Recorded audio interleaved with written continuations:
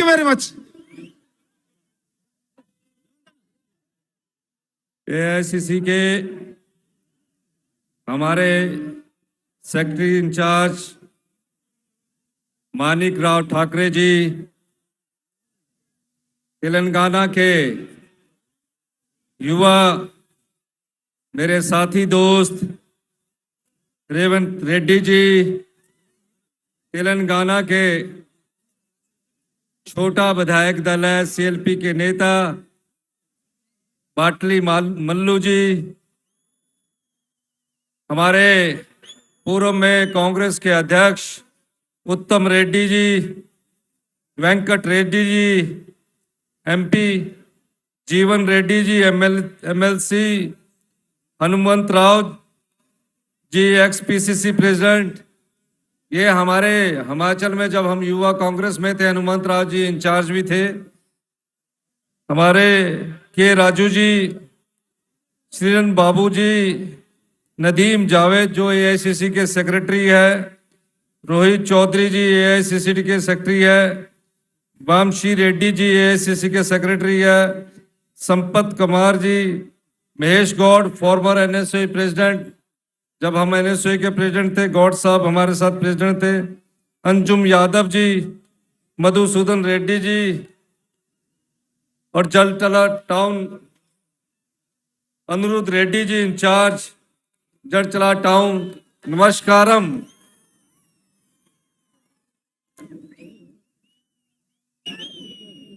तेलंगाना के लोगों ने 70 साल पहले एक संघर्ष किया।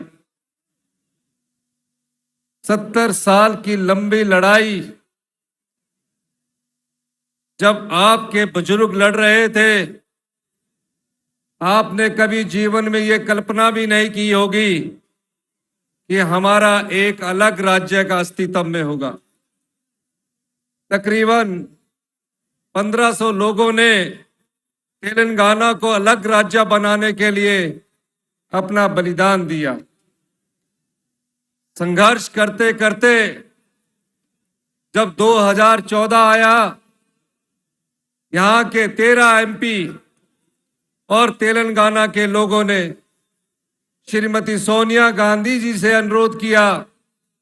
देश के प्रधानमंत्री डॉक्टर मनमोहन सिंह जी हुआ करते थे। उन्होंने कहा कि हमारे पिता दादा तेलंगाना को अलग राज्य के लिए लड़ाई लड़ रहे हैं। कांग्रेस की सरकार है, देश के प्रधानमंत्री मनमोहन सिंह जी है। सोनिया जी आप यूपीए की चेयरपर्सन हैं, 70 साल का अधिकार हमें दीजिए। ना आपको रोजगार मिलता था, ना भागीदारी मिलती थी। जब मैं यहां आ रहा था, सुबह 4 बजे मुझे राहुल गांधी जी का फोन आया। उन्होंने कहा कि आप तेलंगाना जा रहे हैं और मेरी सोनिया जी से बात हुई है, आपने तेलंगाना के राज्य को यह कहना है कि हिमाचल प्रदेश में जो हमने कहा वो हमने किया। लेकिन मैं आपको एक बात बताना चाहता हूं, जिस संघर्ष को आपने पाया, जिस संघर्ष के लिए 1500 लोगों ने बलिदान दिया, दर 70 साल तक आप लड़ाई लड़ते रहे, उस राज्य को अस्तित्व में लाने का श्रेय किसी एक को जाता है तो श्रीमती सोनिया गांधी या श्री राहुल गांधी की सोच है। विडंबना देखिए, कांग्रेस पार्टी की केंद्र में सरकार है, राज्य बनाने के लिए हमारे 13 सांसद सदस्य एमपी देश के प्रधानमंत्री मनमोहन सिंह जी को मिलते हैं, पार्टी के प्रदेशाध्यक्ष। दूसरी तरफ आंध्र प्रदेश में कांग्रेस की सरकार है और कांग्रेस पार्टी ने इस बात की परवाह नहीं की कि हमारी सरकार गई, सत्ता गई, लेकिन तेलंगाना का राज्य को अलग राज्य का दर्जा श्रीमती सोनिया गांधी ने दिलाकर ही दम लिया। आज बेशक आंध्र प्रदेश और तेलंगाना दोनों जगह हमारे सरकारें नहीं है, और उस राज्य में तो आंध्र प्रदेश में हमारा खाता भी नहीं खुल सका।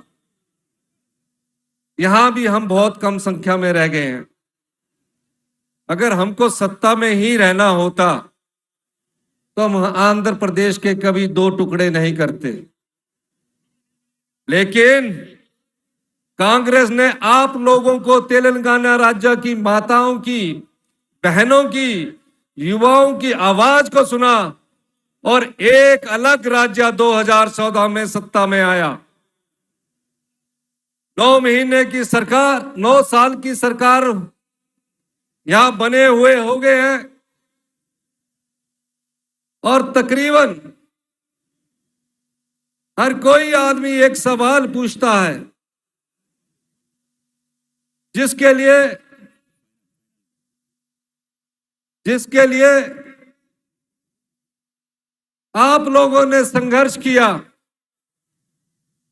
राज्य कांग्रेस ने दिया, सत्ता आपने टीआरएस को थमा दी, और 9 साल बाद आज आपको सवाल ये पूछना है कि जिस रोजगार, जिस मांगों को लेकर आपने संघर्ष किया था, आज सरकारी नौकरियों में तेलंगाना के 2000 सैंक्शन पद पड़े हैं, और माननीय मुख्यमंत्री जी उन रोजगार जो सरकारी कार्यालय में पड़े हैं उनको भरे नहीं गए हैं।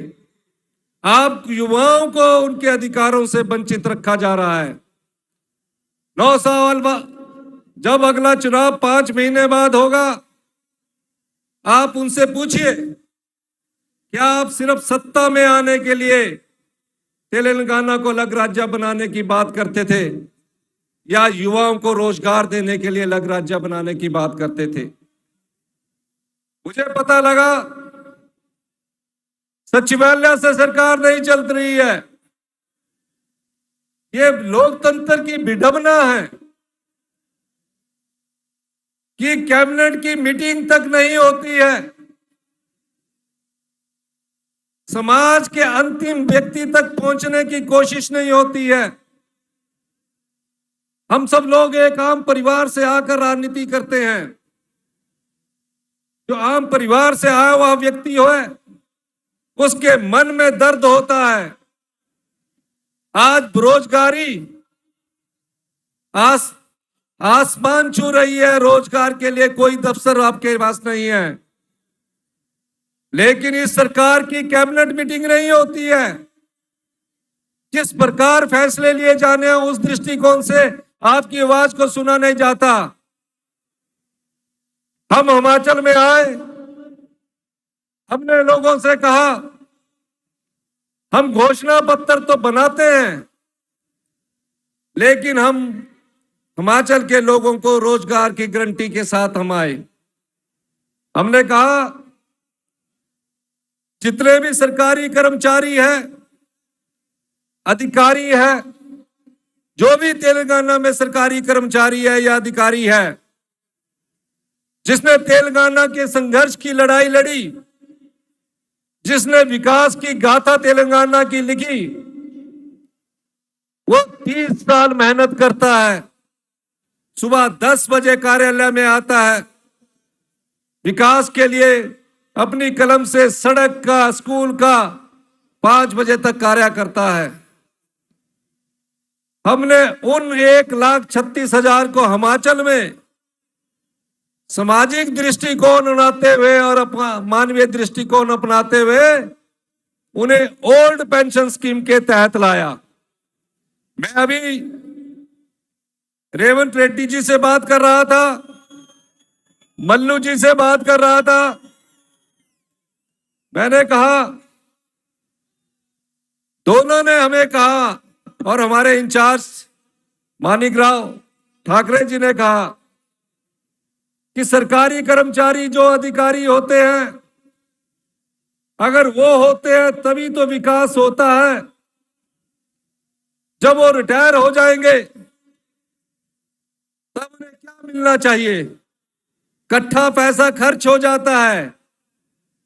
तो अभी बात करके उनसे पता लगा कि हम आने वाले समय में जिस प्रकार हिमाचल प्रदेश में ओबीएस को लागू किया था, तेलंगाना के सरकारी कर्मचारी और अधिकारियों के लिए तेलंगाना सरकार ओपीएस लागू करेगी।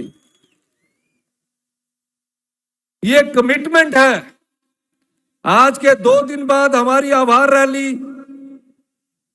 हिमाचल प्रदेश धर्मशाला में होने जा रही है सरकारी कर्मचारी और अधिकारियों द्वारा। क्यों कमिटमेंट है ये? हम अर्थनीति नहीं देख रहे, हम सामाजिक और मानवीय दृष्टिकोण में देख रहे हैं। जीवन के अंतिम पड़ाव में पैसे की जरूरत होती है। परिवारों की सोच बदल गई है। गांव में बुजुर्ग माता पिता रहते हैं, जब उनको ये एश्योरेंस मिल जाएगी कि सरकार की तरफ से हमें हर महीने पैसा मिलेगा, उनका स्वाभिमान जिंदा रहेगा, उनका आत्मसम्मान जिंदा रहेगा। इस प्रकार की कमिटमेंट आने वाले समय में हमारी जो तेलंगाना की कांग्रेस पार्टी है वो अपनी गारंटी में आने वाले समय में शामिल करने जा रही है। हम लोग राजनीति में सत्ता के लिए नहीं है, हम राजनीति में सिर्फ विलासिता की जिंदगी जीने के लिए नहीं है। कांग्रेस पार्टी की विचारधारा, कांग्रेस पार्टी की नींव गरीब लोगों की सोच से निकलती है। आज देश में मनरेगा के कारण लाखों लोगों को रोजगार मिल रहा है। यह सोच कांग्रेस पार्टी की विचारधारा से सोनिया गांधी और राहुल गांधी जी की सोच से निकली है। कोरोना काल में अगर यह मनरेगा ना होती तो लाखों घरों के चूल्हे भी नहीं जलते। भारतीय जनता पार्टी की सरकार ने इसको बंद करने की हमेशा कोशिश की, लेकिन कांग्रेस पार्टी ने इसको संविधान संशोधन करवाकर आम लोगों के हाथ में ताकत दी। ये कांग्रेस पार्टी की सोच है। जिस तरह हमने तेलंगाना की राज्य बनाते हुए सत्ता खो दी, उसी तरह हमारी विचारधारा से इस देश की एकता और अखंडता के लिए कई नेताओं ने अपने बलिदान दिए। अगर हमको सत्ता ही चाहिए, हम तो मुख्य विपक्षी पार्टी है और तेलंगाना सिर्फ एक राज्य की पार्टी है।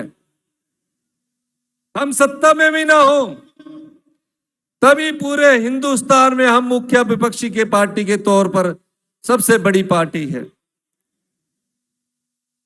और अगर कोई ऐसी पार्टी है जो देश की एकता और अखंडता को जोड़ के रख सकती है, वो कांग्रेस पार्टी है। जब देश आजाद हुआ, इस देश में सुई तक नहीं बनती थी और आधी आबादी को एक वक्त का खाना नसीब होता था। कांग्रेस पार्टी की नीतियों से, कांग्रेस पार्टी के कार्यक्रमों से जब देश की आबादी सिर्फ 40 करोड़ थी, आज हमारी आबादी 140 करोड़ हो गई है। ये कोई 9 साल और 10 साल की सरकार का कार्यक्रम नहीं है। ये कांग्रेस पार्टी की नीति और सोच से आज हिंदुस्तान आत्मनिर्भरता की ओर आगे बढ़ा है, अपने पैरों पर खड़ा है। कोई भी ऐसी पार्टी बता दीजिए जिसने इस देश की एकता और अखंडता के लिए बलिदान दिया हो। यह केवल कांग्रेस पार्टी है जिसने इस देश की एकता और अखंडता के लिए बलिदान दिया हो। श्रीमती इंदिरा गांधी ने इस देश की एकता और अखंडता के लिए अपने प्राणों का बलिदान दिया। वो देश की प्रधानमंत्री थी। सुबह का नाश्ता करके घर की चौखट से जैसे ही बाहर कदम रखा, देश के आतंकवादियों ने उनकी छाती पर 36 गोलियां दाग दी। इंदिरा गांधी जी के मुंह से सिर्फ एक शब्द निकला, चौखट में लंबी बड़ी साड़ी खून से लथपथ थी, अंत का शब्द था जय हिंद। वो हमको छोड़कर चली गई।